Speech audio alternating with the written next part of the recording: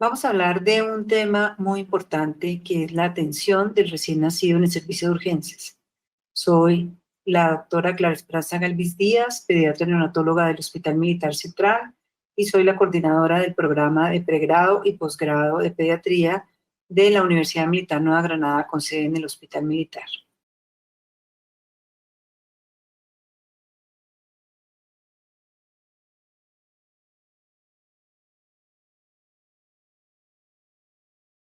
¿Qué es importante cuando hablamos del recién nacido en el servicio de urgencias? Hay una serie de cambios fisiológicos que tenemos que diferenciarlos muy bien de esas condiciones patológicas, porque este primer mes va a ser muy importante para los padres y va a ser de muchas alertas.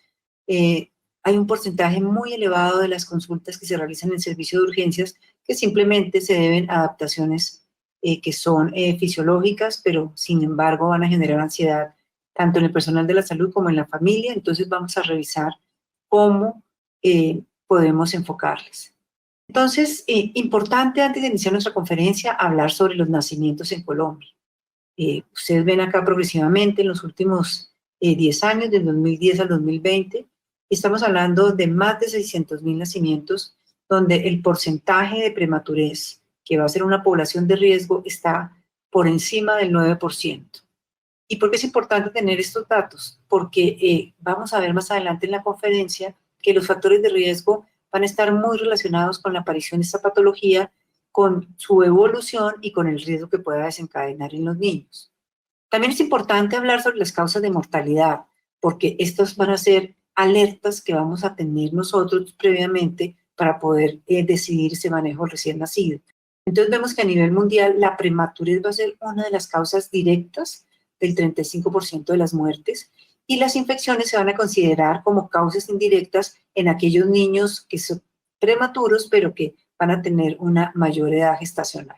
Entonces hablamos que la mortalidad está cerca de un 50% en la población que se considera prematura. Y cuando ya miramos Colombia, pues no estamos nada diferente. La prematurez está en el 32.5%, las infecciones en el 14.7% y las malformaciones congénitas también nos van a marcar en un 27% el riesgo para que los niños desencadenen alguna de las patologías que les van a permitir consultar por el servicio de urgencias. Hoy voy a desarrollar la conferencia, las dos partes de la conferencia, con una herramienta que trabajamos con el Ministerio de Salud. Esta herramienta permite un abordaje clínico de esas condiciones prevalentes de la primera infancia. Entonces, vamos a considerar como ese menor de 3 meses el paciente de riesgo y ahí vamos a tener nuestro recién nacido. Entonces, vamos a hablar de dos módulos específicos. El módulo 1, de cómo clasificamos esa enfermedad grave, que es lo que tenemos que aprender a hacer en un servicio de urgencias. Y el módulo 4 ya vamos a hablar sobre las patologías específicas. También ustedes van a encontrar aquí en la parte de abajo una dirección para que ustedes ingresen en esta herramienta. Es importante entrar varias veces para que la podamos manejar y va a ser de ayuda bien importante en la atención del recién nacido. ¿Cómo vamos a interpretar esta herramienta? Entonces, lo que queremos es aprender a clasificar e identificar cuando hay una enfermedad grave. Entonces, lo primero que hacemos es interrogar, verificamos clínicamente lo que nos está diciendo la mamá, evaluamos esos signos y los síntomas y vamos a clasificar a nuestro recién nacido.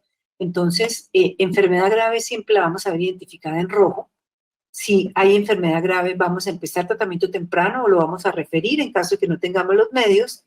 Si no es grave, vamos a encontrar un círculo amarillo. Esto nos va a hablar de factores de riesgo, de estudiar a ese niño, de tratarlo, ¿cierto? Y también lo vamos a remitir en caso de que el sitio donde nos encontremos no nos permita hacer el manejo adecuado. Y si no tiene ninguna condición de riesgo y simplemente es ansiedad de la familia, pues lo vamos a tener en verde y este niño lo que vamos a hacer es encauzarlo en alguna de las rutas de atención integral de recién nacido. En caso de tener alguna recomendación especial, pues vamos a hacer la notificación pertinente. Entonces, ¿cuáles preguntas nos vamos a hacer? Creo que lo más importante es saber qué está pasando con la alimentación de este recién nacido. ¿Ha podido recibir leche materna o lo estamos alimentando con fórmula láctea? ¿Tolera los alimentos o vomita todo lo que come? ¿Se ha afectado su estado de conciencia? ¿El niño está irritable, llora y la mamá no sabe identificar cuál es la causa? ¿Hay alguna patología respiratoria, dificultad o ha dejado de respirar en las últimas 72 horas? ¿Ha tenido algún movimiento anormal también en las últimas 72 horas? La mamá lo nota o con temperatura elevada o muy frío, y si ha presentado cambios de coloración en la piel. Aquí ya estamos hablando de ictericia, de cianosis o ese niño pletórico rojo que vamos a encontrar si hay policitemia, y cómo han sido las deposiciones de este recién nacido. Entonces, en nuestra herramienta vamos a encontrar nuevamente signos de alarma, que vamos a identificarlas de rojo, condiciones de riesgo, que vamos a tener en amarillo, que es una alerta, y cuando no hay signos de alarma ni de riesgo, pues vamos a encontrar nuestro semáforo en verde. Entonces, esos signos de alarma siempre los vamos a identificar. Son 11 signos bien importantes, pero antes que nada vamos a tomar nuestros signos vitales, vamos a pesar a nuestro recién nacido, a tomar la talla, el perímetro cefálico, y con eso las decisiones que vamos a tomar más adelante las vamos a tomar más fácil. Entonces volvemos a nuestra vía oral, cómo la está tolerando, al estado de conciencia, al patrón respiratorio, a los movimientos anormales, a la irritabilidad, a los movimientos respiratorios, a la cianosis o los cambios de coloración, al control de la temperatura, a la distensión abdominal en caso de que el niño la presente o a sus características de la deposición, y a la fontanela si está bombada o deprimida. Vamos a tener también unas condiciones de riesgo, y aquí son los antecedentes los más importantes. ¿Qué aparece en el nacimiento, en la adaptación, en la historia clínica?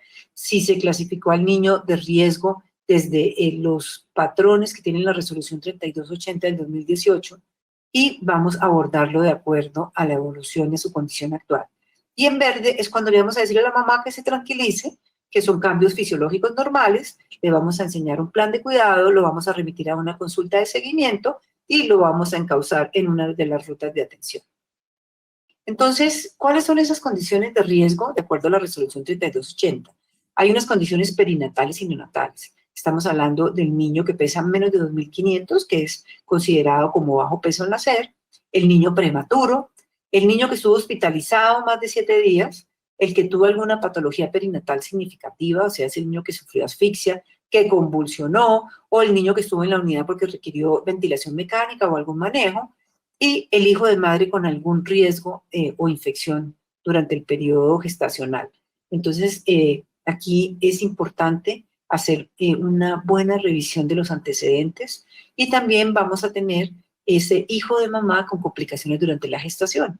¿Qué pasó durante ese embarazo de la mamá que está consultando con su bebé? Luego nos aparecen las alteraciones de la salud o del desarrollo, y aquí estamos hablando del niño que nace con malformaciones congénitas, del niño que no está creciendo adecuadamente, del niño que en alguno de sus tamizajes que les hicimos de acuerdo a la resolución presenta alguna alteración o tiene algún evento en salud pública. Las condiciones crónicas, o el niño con discapacidad ya, el niño que nace con alguna malformación, o el niño que tuvo una hipoxia severa, ¿cierto? Y el niño que ha estado hospitalizado previa a la consulta que nos hacen en el servicio de urgencias. Y no es menos importante la condición social de esa mamá o de la familia. Si esa mamá sufrió depresión postparto o no, si esa mamá es consumidora de sustancias psicoactivas, si es hija de padres con enfermedad mental, si tiene alguna falta de cuidados porque la mamá esté privada de la libertad, o porque hay alguna situación en la familia que limite que la mamá pueda cuidar bien ese bebé. Y también tenemos que tener en cuenta esos niños de familias con pobreza extrema o situaciones de calle que son difíciles. Vemos los semáforos. Vamos a tener nuestras patologías. En verde, pues va a ser ese niño que no tiene realmente un factor de riesgo, que puede consultar por una ictericia fisiológica o que la mamá no sabe técnicas de alimentación. Vamos a tener en amarillo aquellas patologías que no son tan severas, o sea, una infección respiratoria leve, una enfermedad diarreica sin signos de alarma, unas condiciones que puedan ser de riesgo para hipotiroidismo, el riesgo de hipoglicemia, ictericia patológica sin signos de alarma, el BRUE, que puede permanecer aquí en bajo riesgo, el paciente que tiene anemia leve, el que tiene problemas de alimentación o alguna condición de infección local.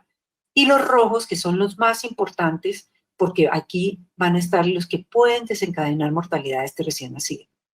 el recién nacido con sospecha de sepsis neonatal, con sospecha de enterocolitis, con sospecha de infección respiratoria, un caso probable de hipotiroidismo, trastornos metabólicos como hipoglicemia, ictericia, un brudo de alto riesgo, y vamos a definir más adelante cada una de estas patologías, el reflujo gastroesofágico y esa mamá con depresión postparto.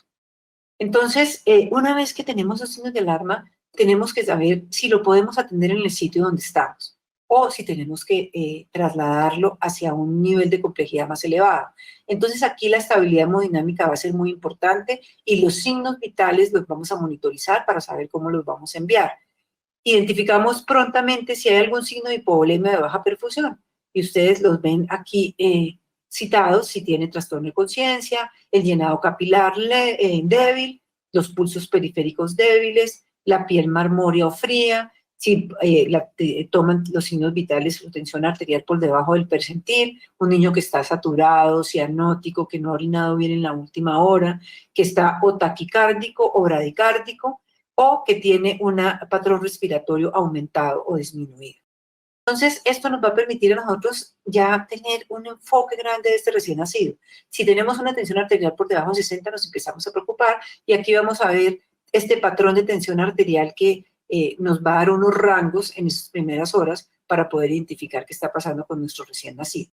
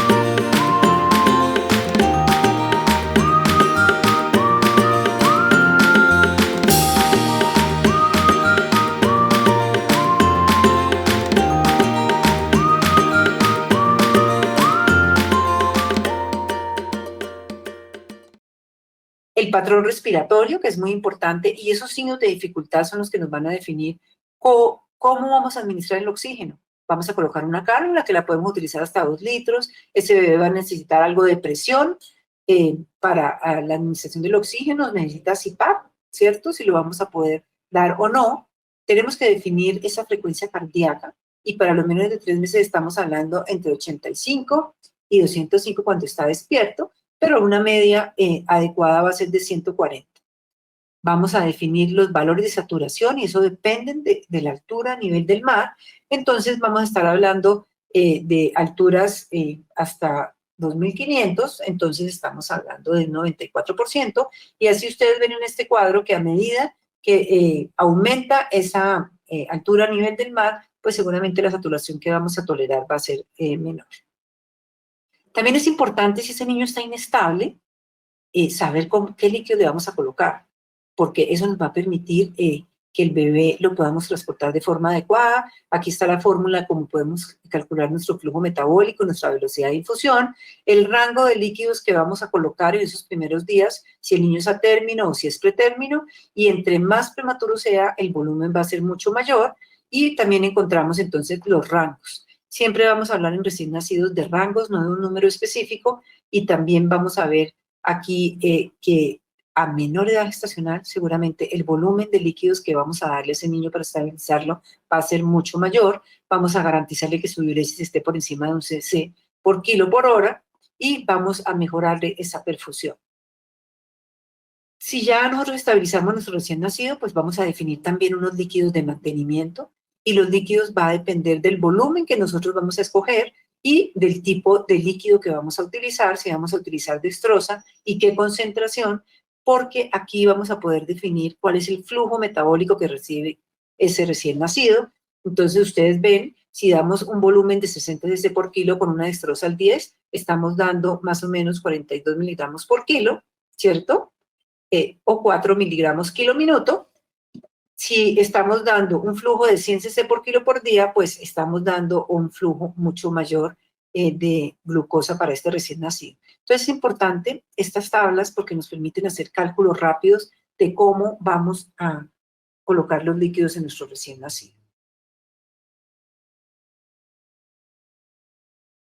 Ya vamos a hablar ahora sí de ese módulo 4 donde abordamos las principales patologías y vamos a definir nuevamente nuestras alarmas.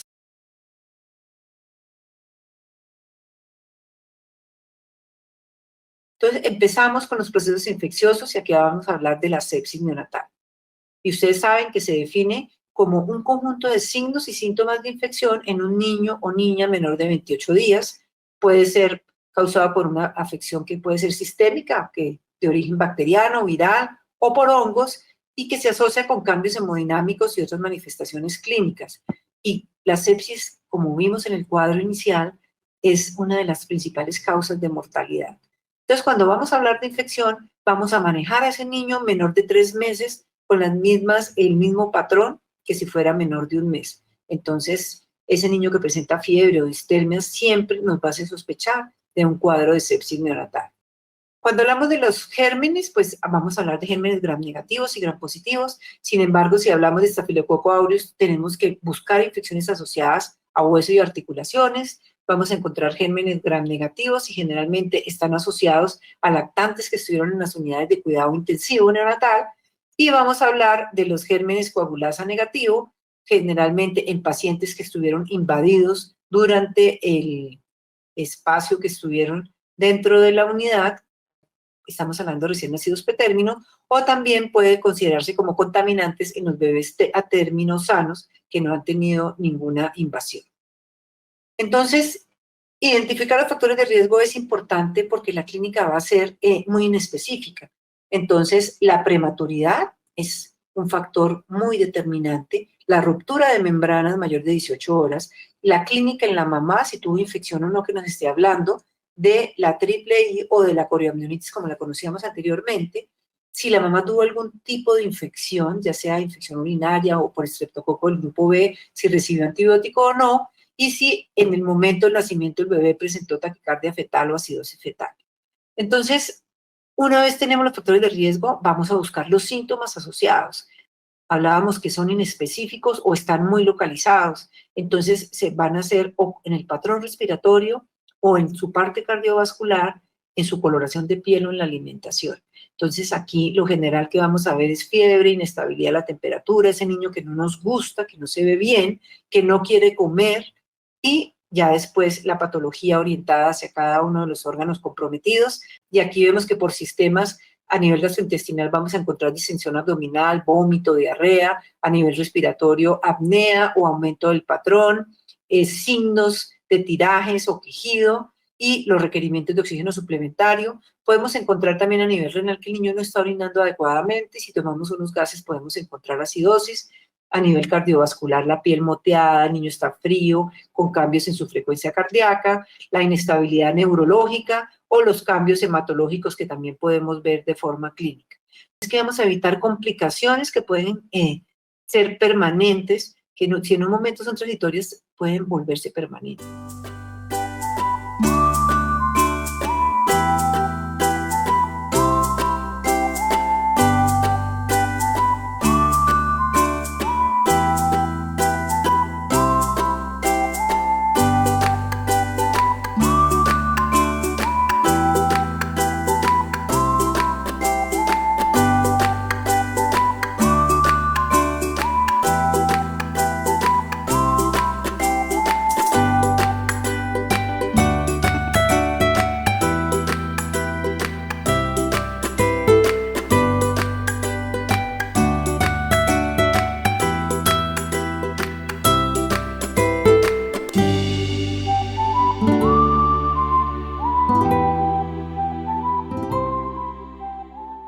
Vamos aquí a tener en cuenta estas condiciones de riesgo. Prematuro, ruptura mayor de 18 horas, signos de corioamnionitis en la mamá y los signos vitales que se salgan de los parámetros normales. Aquí vemos temperatura, frecuencia respiratoria, frecuencia cardíaca y tensión arterial. y el examen físico anormal. Observar es absolutamente importante en el recién nacido. Entonces el niño luce enfermo y la mamá lo nota. El niño en su actividad A se ha modificado, es un niño que está irritable, es un niño que si tomamos algunos de los exámenes vamos a encontrar acidosis metabólica, hiper o hipoglicemia, alteración en el cuadro hemático con neutropenia, una relación de glóbulos blancos inmaduros y totales mayor de 0,2, compromiso plaquetario, y es un niño que de pronto va a requerir un apoyo ventilatorio. Entonces, una vez que ya tenemos eso, vamos a clasificar a nuestro recién nacido. Si estamos sospechando sepsis, ese niño debe ser manejado en la unidad de recién nacidos, y si no tenemos unidad, le debemos iniciar antibióticos temprano mientras lo remitimos hacia un sitio que lo puedan identificar, y vamos a encontrar estos posibles cuadros, que son 4, una sepsis clínica, que son signos clínicos muy claros de los que vimos anteriormente, que no los podemos todavía comprobar con hemocultivos, pero que sí tiene alteración en algunos de los paraclínicos, la sepsis definitiva, que es cuando ya tenemos el crecimiento de los gérmenes ¿en qué? En líquido cefalorraquídeo o en hemocultivo.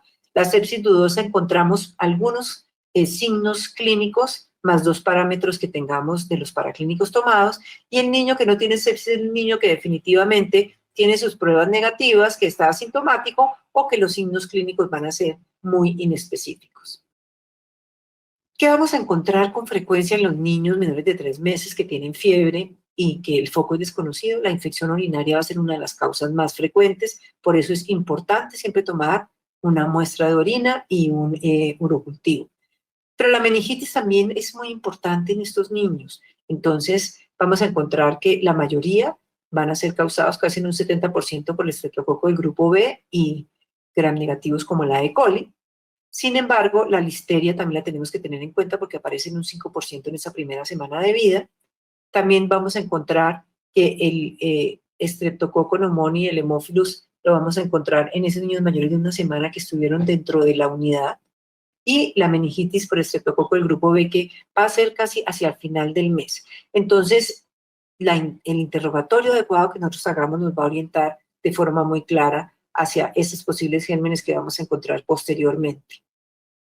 Entonces aparece nuestro semáforo rojo y es ese niño que tiene factores de riesgo, ese prematuro que tiene riesgo, que está asintomático, o ese niño a término que tiene riesgos y también puede presentar síntomas. Entonces ya volvemos a repetir, la coriamnionitis, la infección, cualquier signo de infección, entonces nos va a llevar a que ese niño lo mandemos hacia una unidad de cuidado neonatal, le vamos a tomar hemocultivos, le vamos a iniciar antibioterapia, y aquí importante es que estos niños que van a requerir antibiótico, pues los vamos a empezar inicialmente con ampicilina, gentamicina, y en caso de que ese niño ya haya recibido antibiótico y pensemos que se puede generar algún tipo de resistencia, pues vamos a utilizar una cefalosporina, o vamos a utilizar piperacilina, azobactam o vancomicina. Entonces ya es el aislamiento y los cultivos los que nos van a orientar específicamente hacia qué antibiótico vamos a utilizar en este recién nacido. Y también importante, todos los niños que tengan infección del sistema nervioso central se deben notificar por un posible cuadro de meningitis. En amarillo que tenemos los niños que tienen riesgo pero que están asintomáticos, ¿cierto? Entonces aquí, ante la duda, vamos a tomar hemocultivos, no vamos a iniciar antibiótico, pero lo vamos a observar. Entonces, niño que se sospeche por los antecedentes maternos o por alguno de los síntomas, pues lo vamos a observar. Y cualquier cambio en su estado clínico o en los paraclínicos, pues nos va a alertar como una clasificación en rojo y lo vamos a remitir hacia una unidad neonatal. Y definitivamente si descartamos con los paraclínicos, el niño evoluciona bien, come, lo vemos activo, hemodinámicamente estable, pues lo vamos a remitir hacia su control, hacia una de las rutas, para que la mamá continúe con su consulta de crecimiento y desarrollo.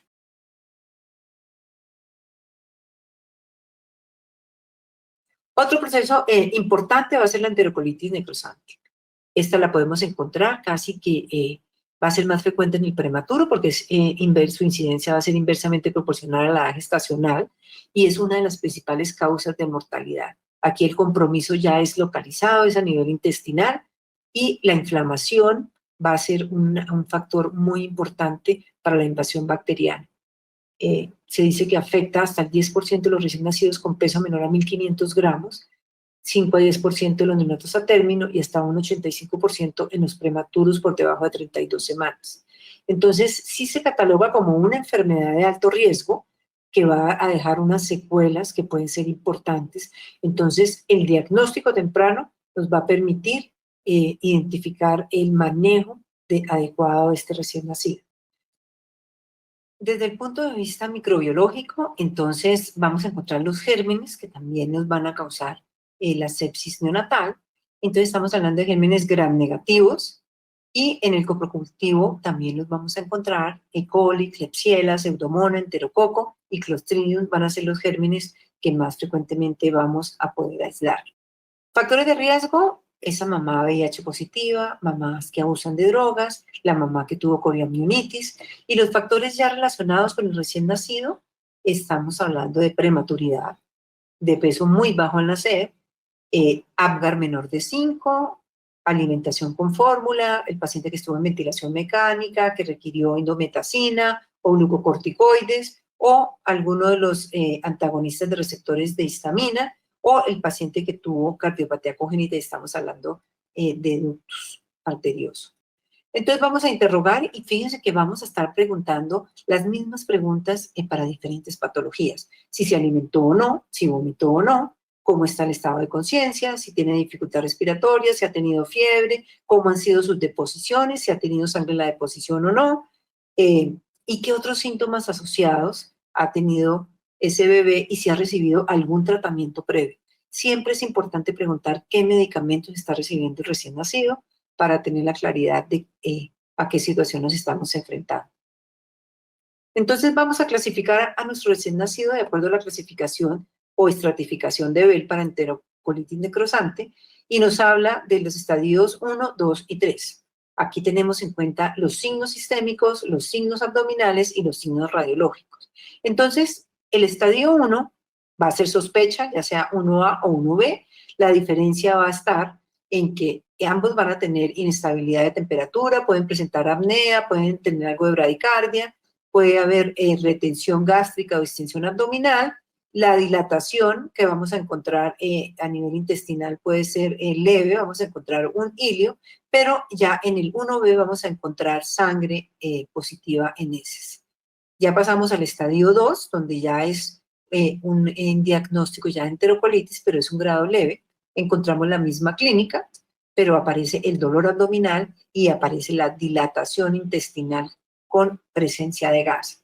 El estadio 2B también ya va a haber más compromiso, podemos encontrar celulitis abdominal con una dilatación mayor, y el estadio 3 ya es un estadio que es avanzado, con compromiso del estado hemodinámico, entonces hay inestabilidad de la temperatura, de todos los signos vitales, puede haber acidosis. A nivel abdominal vamos a encontrar más marcada esa sintomatología con signos de peritonitis y una neumatosis intestinal e inclusive ascitis. Y en el estadio 3, obviamente, hay un mayor compromiso y aparece el neumoperitoneo. Entonces, fíjense que a medida que avanzan los grados, el compromiso va a ser mayor. Entonces, es importante en esa fase de sospecha identificarlo y empezar a manejarlo temprano. Entonces, aparece nuestra alarma. ¿Cuáles son esos signos y síntomas que nos van a sugerir enterocolitis? Entonces, vamos a realizar los exámenes y aquí estamos hablando básicamente de hacer unos paraclínicos, unas radiografías y vamos a estabilizar a nuestro paciente. Vamos a suspender la vía oral, vamos a colocarle líquidos endovenosos, vamos a colocar antibióticos y vamos a estar evaluando permanentemente a nuestro paciente. En el estadio 1, pues ya dijimos, sin vía oral, con líquidos, con antibióticos y paraclínicos de control. En el estadio 2 vamos a estar haciendo controles frecuentes de radiografía de abdomen cada 6 a 8 horas. Y en el estadio 3, ya como hay un compromiso sistémico, seguramente vamos a necesitar vasopresores y manejo del shock que se pueda presentar. Y es un paciente que ya estamos hablando que es quirúrgico y aquí entraría cirugía pediátrica a apoyarnos en el manejo de este recién nacido. Si no tenemos nada de esto, pues básicamente vamos a tranquilizar a la mamá, vamos a mirar si es que el niño no está eliminando adecuadamente los gases y por eso tenga algo de distensión, vamos a mantener la lactancia materna, No vamos a dejar ningún medicamento, vamos a recomendar a la mamá sobre la adecuada manipulación durante la alimentación y vamos a dar unos signos de alarma. Cualquier cambio en la coloración de la piel, más que todo a nivel peribucal, el patrón respiratorio rápido, si el niño deja de respirar, si tiene fiebre, si hace posición con sangre o si convulsiona. Entonces, a la mamá toca siempre informarle cuáles son los signos de alarma para que ante cualquier cambio, en caso de que el niño haya salido para la casa, pues regrese oportunamente.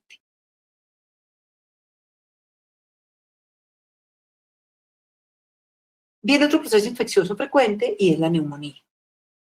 La definición más aceptada por la Organización Mundial de la Salud es la presencia de síntomas respiratorios menores de 15 días de evolución acompañados de taquipnea, puede ser con o sin fiebre, con presencia de infiltrados pulmonares en la radiografía de tórax, cuando se puede realizar, y la gravedad se empieza a definir cuando aparecen los tirajes subcostales. ¿Esto qué quiere decir? Que el niño necesita mayor esfuerzo para lograr que entre el oxígeno hacia sus pulmones. ¿Quiénes van a ser los pacientes de riesgo? Nuevamente, el prematuro y de bajo peso, el niño que haya tenido alguna infección reciente del tracto respiratorio superior, el niño que está expuesto al humo de tabaco o contaminantes ambientales en su hogar, el niño que no ha recibido lactancia materna, el niño que asiste a guarderías, los problemas sociales por el entorno que rodea a este niño, el nivel educativo materno bajo y el hacinamiento. Entonces, esto nos va a orientar un poco hacia por qué el niño está presentando esta sintomatología. El cuadro clínico, pues vamos a encontrar desde rinorrea, tos, fiebre, malestar general, los cambios en el patrón respiratorio y un compromiso del estado general. La mamá empieza a notar que el niño está decaído, como lo refieren ellas. La fiebre, aunque es un criterio de infección, pues no nos sirve para establecer el diagnóstico de neumonía, porque podemos encontrar niños con alteración de su patrón respiratorio y no cursar con fiebre, como en el caso de la neumonía febril. Entonces, muy importante no descartarlo cuando no encontremos la temperatura aumentada, aunque puede estar asociada a una distermia y una disminución de la temperatura.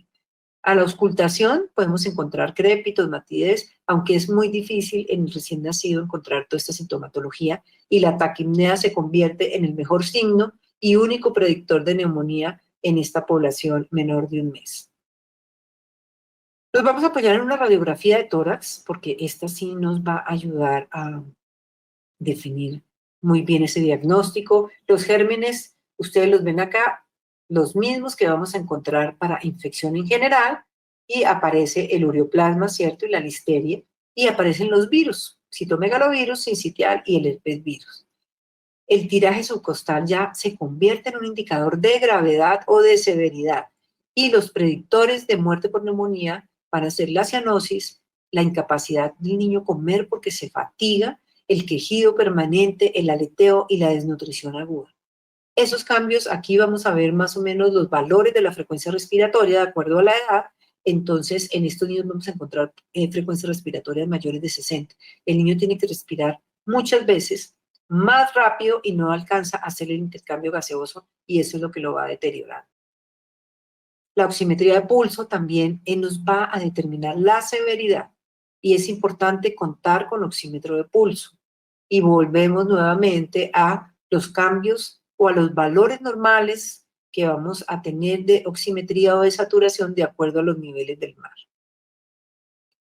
Nuestra alerta para neumonía grave, entonces van a ser esos síntomas respiratorios de menos de 15 días de evolución, acompañados de taquipnea, con o sin fiebre, los infiltrados que podamos encontrar en la radiografía, en niños menores de 2 meses, con niños que tengan un compromiso general, un patrón respiratorio aumentado y una saturación baja. Entonces aquí lo vamos a identificar como una enfermedad grave, le vamos a colocar oxígeno a ese recién nacido, si podemos vamos a tomar radiografía, vamos a colocar antibiótico pronto. Este enfoque es para ese recién nacido en el que no tenemos la unidad a nuestra mano, sino que lo identificamos en un servicio de urgencias y necesitamos estabilizarlo prontamente. El antibiótico que vamos a escoger, penicilina cristalina, en caso de que el niño ya se considere como una neumonía grave o que no esté vacunado, vamos a empezar con ampicilina. Vamos a manejar la temperatura con acetaminofén y lo vamos a hidratar muy bien. Entonces, fíjense que aquí la decisión de colocar el antibiótico temprano es para protegerlo, y esto es una actualización de la IEPI. Debemos proteger al recién nacido porque la principal causa de mortalidad, además de la prematurez, va a ser la infección. Nuestra alerta amarilla, entonces este niño que tiene síntomas respiratorios más leves, ¿cierto? Que si podemos tomar la radiografía también va a ser de ayuda. Podemos manejarlo con antibiótico ambulatorio y aquí la amoxicilina es una muy buena opción. Vamos a controlar su temperatura con acetaminofén, le vamos a recomendar a la mamá que lo hidrate muy bien y no vamos a hacer ningún tratamiento sintomático. Recuerden que los antihistamínicos, la respuesta en los recién nacidos es muy errática, es difícil. Estos antitusígenos les pueden generar alteraciones del patrón cardíaco, igual que los descongestionantes. Entonces, para los niños, además del suero fisiológico para permeabilizar las fosas nasales, pues podríamos utilizar antibiótico para que, si lo vamos a trasladar a un nivel de mayor complejidad, ahí se define de acuerdo a la evolución la necesidad de continuar o no el antibiótico, o vamos a dar los signos de alarma para que este paciente reconsulte. El abordaje, entonces, como veníamos hablando en el caso de tener una alerta amarilla, es que vamos a canalizar la continuación de la atención en nuestras rutas. Vamos a controlar a nuestro niño entre 48 y 72 horas, y en ese niño que haya sido manejado con amoxicilina por la clínica que tenía y que definitivamente no mejora, lo vamos a clasificar como una neumonía grave, vamos a cambiar los antibióticos. Aquí la recomendación es amoxicilina con ácido clavulánico. Esperamos que el niño ya haya mejorado su patrón respiratorio. Podemos tomar una radiografía de control, que es importante, y la tomamos a las 72 horas si persiste la fiebre y si el patrón respiratorio no ha mejorado. Nuestros antibióticos, ampicilina más un aminoglucósido, siempre vamos a entrar con una terapia biconjugada.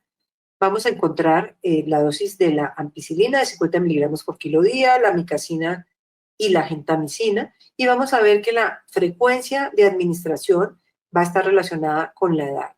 A menor edad los intervalos van a ser mucho mayores. A partir de la primera semana podemos sustituir el aminoglucósido por una cefalosporina de tercera generación, y la cefotaxima va a ser el fármaco de elección en los menores de un mes. Se recomienda no ceftriaxona por el riesgo de kernicterus. Entonces, también en estos pacientes vamos a encontrar alguna disminución de la albúmina y esto nos va a producir una mayor alteración. Y en caso de neumonía por Clamidia trachomatis, entonces debemos buscar un signo muy importante que es la conjuntivitis, y el antibiótico de elección va a ser la eritromicina, la citromicina o la claritromicina. Aquí terminamos nuestros procesos infecciosos y vamos a seguir con la segunda etapa o la segunda parte de las consultas en el servicio de urgencias.